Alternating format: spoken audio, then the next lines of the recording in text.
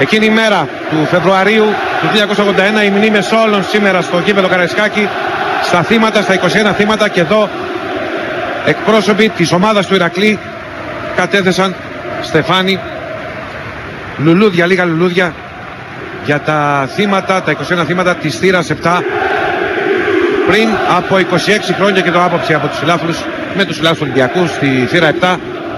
Μαύρα κόκκινα χαρτονάκια τα βλέπετε στους δέκτες σας. Λίγο πριν ξεκινήσει το παιχνίδι, Ολυμπιακός Ηρακλής, 21η αγωνιστική της Super League στο γήπεδο Καραϊσκάκη, και μάλιστα όπως αν είχατε ανοιχτούς τους δέχτες λίγο πριν, ακούσατε από τον Βαγγέλη Ιωάννου και τον Γιάννη Δάρα ότι απόψε στο γήπεδο Καραϊσκάκη μόλις ένα πανό θα υπάρχει, κρεμασμένο γύρω γύρω, μόλις ένα στη θύρα 7, και εδώ βλέπετε τα ονόματα των θυμάτων.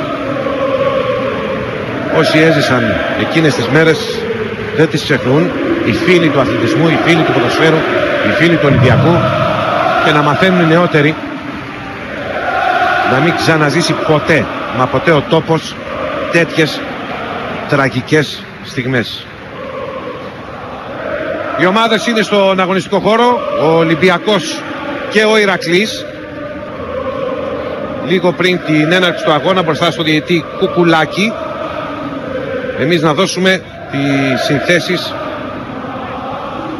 με τις οποίες θα ξεκινήσουν εδώ ο διαιτής οι ομάδες στο σημερινό παιχνίδι. Βλέπετε τον Ολυμπιακό με Νικοπολίδη, Ζούλιο Σέζαρα, Ανατολάκη, Μπουλούτ, Πάντο, Ρωσίδη, Στοτήρη, Τζόρτζεβι, Ριβάλτο, Καστίγιο και ο Κα, ενός λεπτού σιγή στο γήπεδο Καραϊσκάκη.